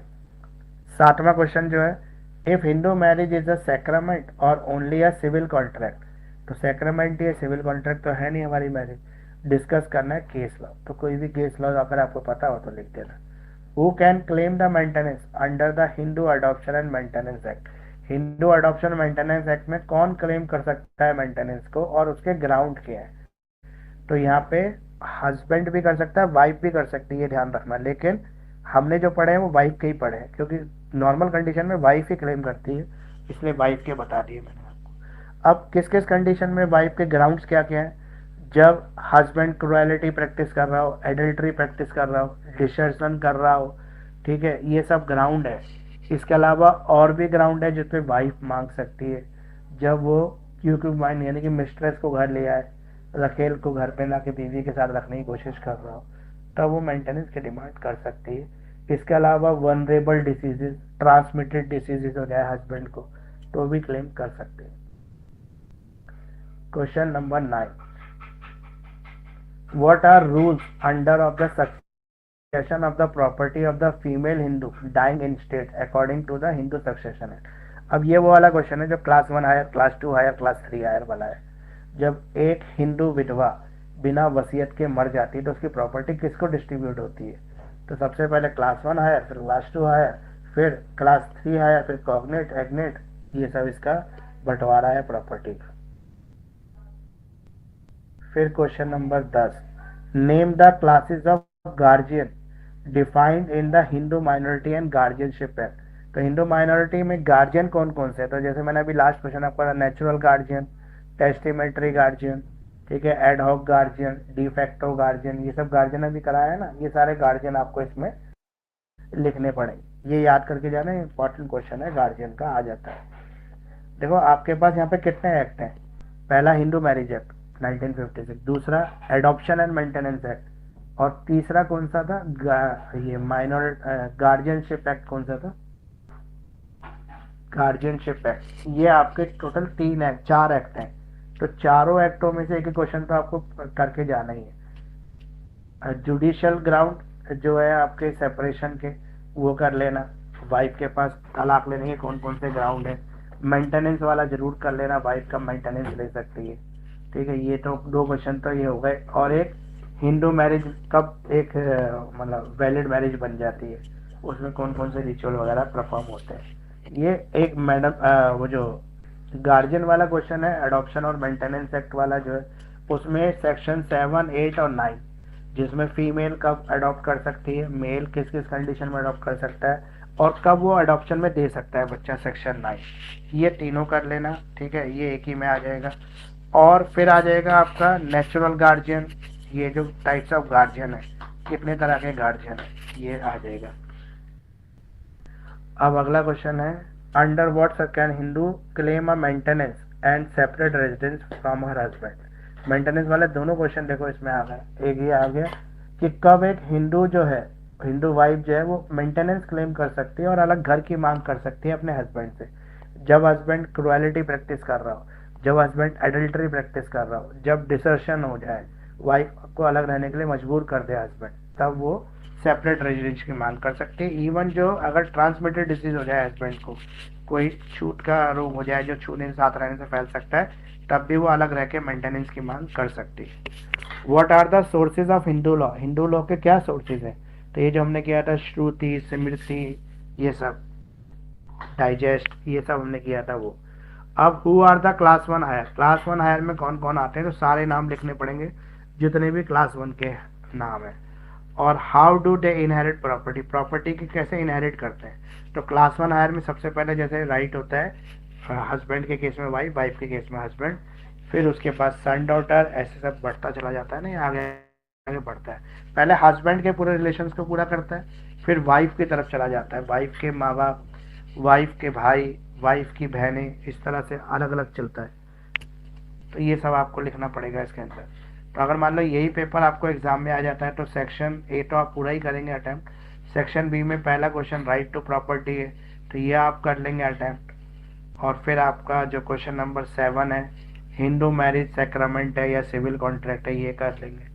या फिर ये मेंटेनेंस वाला कर लेंगे। ये तीनों ही क्वेश्चन आपको आते हैं इसके अंदर। तो अब सेक्शन सी में अगर हम बात करें, तो जैसे इस बच्चे ने निशान लगाया कि rules order of succession of property of the female, अगर बिना वसीयत के मर जाती तो ये तो आप करेंगे नहीं, क्योंकि तीनों हायर आपको याद नहीं होंगे इसके अंदर। लेकिन अगला क्वेश्चन देखेंगे, क्वेश्चन नंबर 10। तो 10 में आएगा name the class of the guardian. Guardian कितनी तरह के हैं, तो ये कर लेंगे आप, आराम से हो जाएगा आपसे अटेंड। और circumstances Hindu wife can maintenance, ये भी हो जाएगा आपसे आराम से अटेंड। सोर्सेज भी आप कर सकते हैं। तो तीनों क्वेश्चन आप कर लेंगे। क्लास 1 हायर्स जो है, अगर ये मान लो फंस जाए क्वेश्चन, तो दोनों जो है इसी तरह के क्वेश्चन है, तो इसमें जो मैक्सिमम आपको आता होगा वो अटेम्प्ट कर लेना, नहीं तो ये तीनों क्वेश्चन अच्छे ही अटेम्प्ट कर लेना। अब हम 2021 का पेपर देख लेते हैं एक बार। ये हमारा आ गया 2021 का पेपर। ये हमारा 2021 का पेपर है। इसमें पहला आया एग्नेट और कॉग्नेट। ठीक है, एग्नेट और कॉग्नेट तो आपको पता ही है। एग्नेट कौन होते हैं, जो हस्बैंड के साइड के रिलेशंस में होते हैं। और कॉग्नेट कौन होते हैं, जो वाइफ की तरफ से होते हैं, हाफ ब्लड यूट्रीन ब्लड में जो रिलेशंस में होते हैं वो। वुमन एस्टेट, जो औरत की संपत्ति है वो कैसे बंटवारा होगा, अगर वो बिना वसीयत करे कोई औरत की डेथ हो जाती है तो उसकी संपत्ति कैसे बंटवारा होगी, सबसे पहले जाएगी हस्बैंड को, हस्बैंड के बच्चों को, मतलब वाइफ के बच्चों, वुमेन्स के बच्चों को, उनको जाएगी। उसके बाद अगर यहाँ पे कोई नहीं बचता तो फिर उसके फादर को, फिर उसके फादर ब्रदर को, वुमेन के, इस तरह से डिस्ट्रीब्यूट हो जाएगी। अब है legitimacy of the children of void and voidable marriage. एक बच्चा जो वॉइड मैरिज, शून्य मैरिज से पैदा होता है, या वॉइडेबल जो बाद में शादी शून्य हो जाती है उससे पैदा होता है, उसके नाजायजता, उसकी जायजता पे आप क्या कहेंगे कि वो बच्चा जायज़ है या नाजायज़ है। तो जो वॉइड मैरिज से पैदा होता है वो तो नाजायज़ हो जाता है क्योंकि शून्य मैरिज से पैदा हो रहा है। लेकिन जो वॉइडेबल से पैदा हो रहा है, अगर शादी वॉइडेबल होने से पहले पैदा हो रहा है तो लेजिटिमेट होगा, शादी वॉइडेबल होने के बाद पैदा हो रहा है तो इलेजिटिमेट चाइल्ड होगा। मेंटेनेंस प्रीडेंटाइल प्रीडेंटाइल्ड एंड परमानेंट एलिमनी, एक वाइफ जो है अपने हस्बैंड से कब जो है मेंटेनेंस की डिमांड कर सकती है जो परमानेंट एलिमनी हो, मतलब स्थायी, ये हिंदी में देखनी है, निर्वाहिका है सर या वाद पूछण है। सर आपने ना नोट्स लिख रखा वाइड मैरिज में जो बच्चा पैदा होता है वो लेजिमेट होता है, अभी आप कहते हैं लेजिमेट होता है। वाइड में हाँ जी, ये डिफरेंस लिखवाया रखा ना आपने, क्वेश्चन नंबर 6 जो उसमें आपने वाइड लेजिमेट लिखवा रखा वाइड में। तो फिर लेजिटिमेट ही होगा, लेजिटिमेट होगा, जो लिखवा रखा है वो सही है। अब है रेस्टिट्यूशन ऑफ कॉन्जिगनल राइट। कॉन्जिगनल राइट वाला क्वेश्चन जो है ये आपको बी में भी आ सकता है, सी भी सेक्शन में आ सकता है। कॉन्जिगनल राइट जो है ये वाइफ के जो अधिकार है वो अपने हस्बैंड से डिमांड कर सकती है, वो उसके कॉन्जिगनल राइट है, सर्वाइवल के लिए जरूरी चीज़ है, जैसे फूड है, क्लोथिंग है, ठीक है, और मेंटेनेंस है उसकी, कोई और उसका जो नॉर्मल स्टैंडर्ड ऑफ लिविंग में जो जरूरी है वो। Who are natural guardian, natural sir guardian इसको 20 मार्क्स में कैसे लिखेंगे कंज्यूमर राइट्स?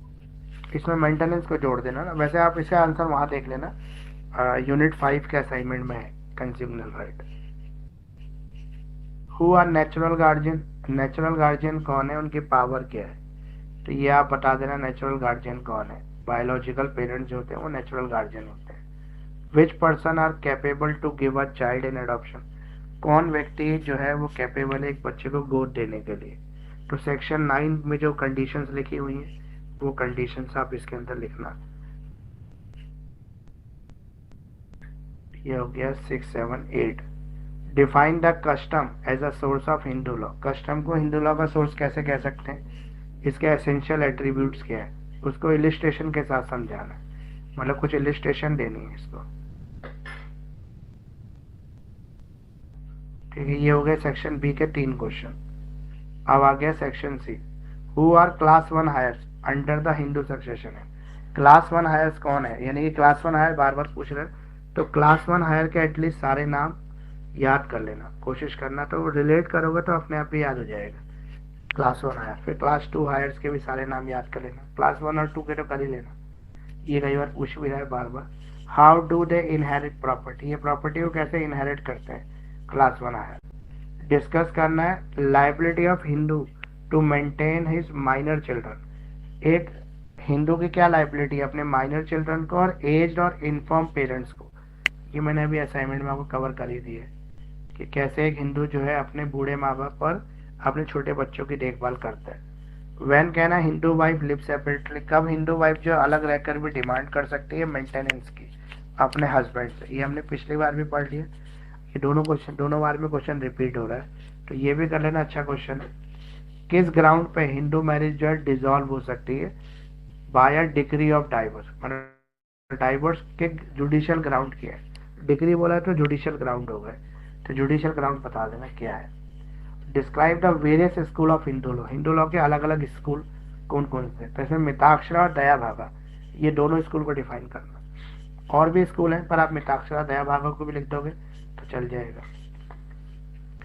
ये पेपर हो गया आपका 2021 का, तो 22 हो गया, 21 हो गया, अब एक बार 20 देख लेते हैं।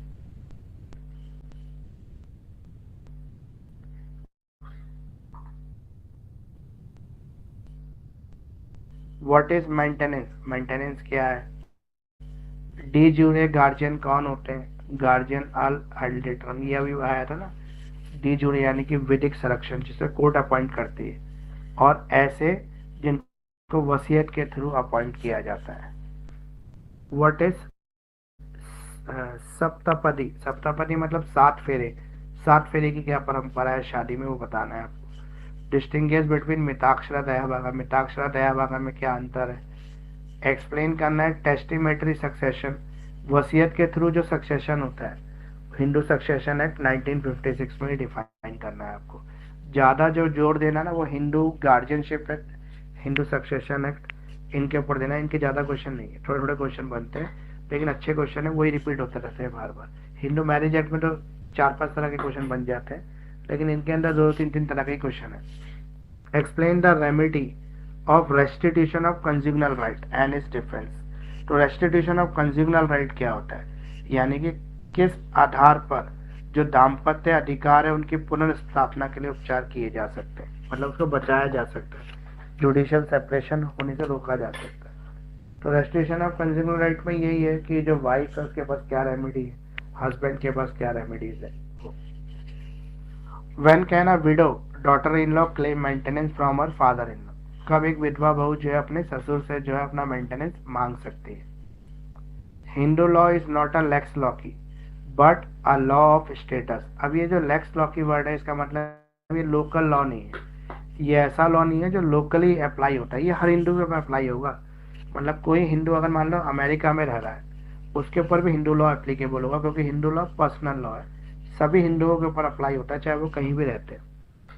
मान लो कोई अमेरिकन हिंदू है, वो इंडिया आता है, इंडिया के अंदर किसी एक्ट के अंदर उसको कार्रवाई चल जाती है, तो यहाँ पर जो हिंदू लॉ है उसके ऊपर भी एप्लीकेबल होगा। वो अमेरिकन रेजिडेंस है फिर भी, लेकिन वो हिंदू है तो पर्सनल लॉ लग जाएगा उसके ऊपर। ऐसे कोई मुस्लिम है तो उसके ऊपर मुस्लिम लॉ लग जाएगा, चाहे वो मुस्लिम है और बाहर का क्यों ना है तो भी।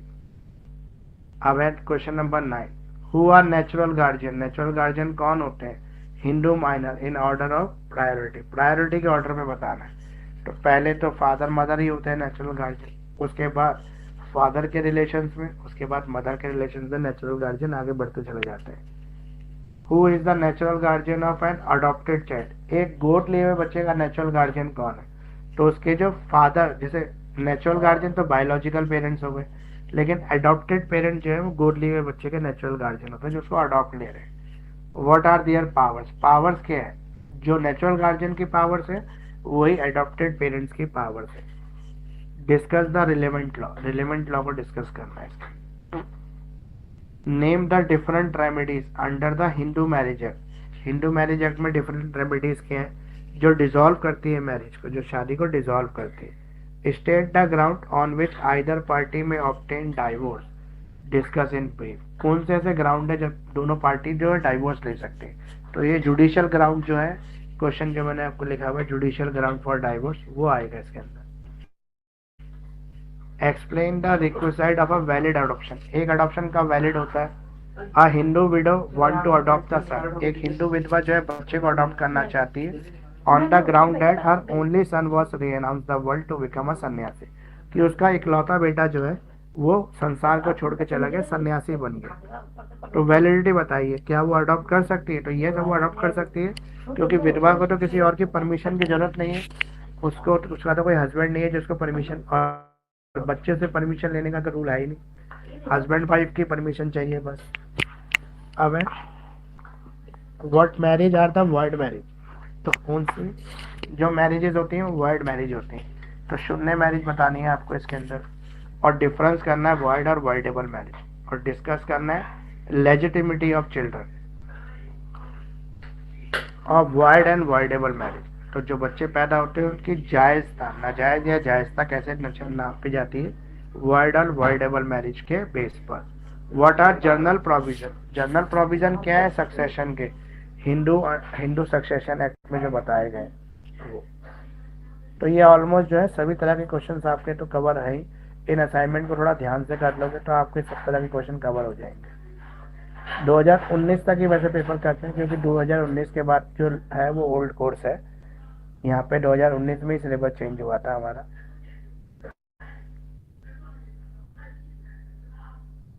Explain divorce by mutual consent. आपसी सहमति से कब डाइवोर्स हो सकता है। एक्सप्लेन दया भागा स्कूल ऑफ लॉ। दया भागा और मिताक्षरता को पढ़ ही लेना चाहिए। What is sapinda, sapinda relationship under Hindu marriage. What is maintenance, discuss करना है between the half blood and full blood. Half blood और फुल ब्लड रिलेशनशिप क्या होता है, यूट्रीन ब्लड क्या है। Define the validity with the relevant provision of adoption of the girl child by 20 years unmarried male and a widow. यहाँ पे कह रहा है कि validity with the relevant provision, provisions क्या है, adoption of a girl child, एक लड़की को कोर्ट लेना चाहते हैं बाय 20 year अनमैरिड मेल और एंड अ विडो। एक ऐसा व्यक्ति जिसकी शादी नहीं हुई है वो 20 साल का है और एक लड़की को वोट लेना चाहता है, तो क्या वो गोद ले सकता है? दूसरा, एक विधवा लड़की को गोद लेना चाहती है तो वह गोद ले सकती है। तो एक लड़का जो अनमैरिड है वो लड़की को गोद नहीं ले सकता, ऐसा लॉ है। लॉ उसको अलाउ नहीं करता लड़की को गोद लेने के लिए, जब तक वो शादीशुदा नहीं है तब तक। लेकिन एक विडो जो है वो गोद ले सकती है, उसको किसी की कंसर्न की जरूरत नहीं है क्योंकि उसका हस्बैंड है नहीं, इस वजह से। Discuss the desertion as the ground of divorce, मतलब ये लड़के के लिए नहीं लड़की के लिए भी है कि आइदर सेक्स जो है उसको आप अडॉप्ट नहीं कर सकते अगर आपने शादी नहीं की तो, बिना शादी के नहीं कर सकते। हाँ, सेम सेक्स को अडॉप्ट कर सकते हैं। Discuss desertion as the ground on divorce, divorce के बेस पर डिसर्जन को डिस्कस करना है। कंस्ट्रक्टिव डिसर्शन क्या है? डिसर्शन तो मैंने आपको बताया थी, जब 2 साल तक हस्बैंड वाइफ अलग रहते हैं बिना किसी वैलिड रीजन के, लेकिन वाइफ या हस्बैंड मर्जी से, मतलब एक की मर्जी से दूसरा अलग रह रहा है। What are general rules of succession to the property of a Hindu female dying instead? एक हिंदू फीमेल मर जाती है बिना किसके, बिना वसीयत छोड़े, तो उसकी प्रॉपर्टी को किस तरह से डिस्ट्रीब्यूट करेंगे? हिंदू लॉ जो है वो smritis are expounded in the Sanskrit commentaries and the digest which has now modified the supplemented by custom is administered by the court. यहाँ पे सोर्सेज ऑफ हिंदू लॉ लिखने हैं आपको सारे, स्मृति, श्रुतिज और डाइजेस्टरी कमेंट्रीज, ये सब आपको यहाँ पे एक्सप्लेन करना है। ये सभी के बारे में पूछ रहा है आपसे। What are the ideal conceptions of Hindu marriage? Whether the Hindu marriage is sacrament or a contract? Hindu marriage sacrament है या कॉन्ट्रैक्ट है? मेंटेनेंस बताना है आपको यहाँ पे। डिपेंडेंट को अंडर द हिंदू अडॉप्शन, मतलब कौन मेंटेन करेगा डिपेंडेंट को हिंदू मैरिज एक्ट के अंदर?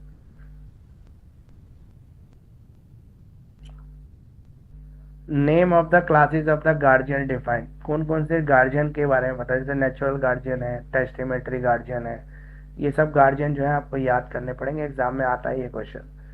जुडिशियल सेपरेशन कब हो सकता है, उसके ग्राउंड्स क्या हैं? तो ये टोटल आपका कंप्लीट हो गया और मैंने सही से आपको कराने की कोशिश तो की।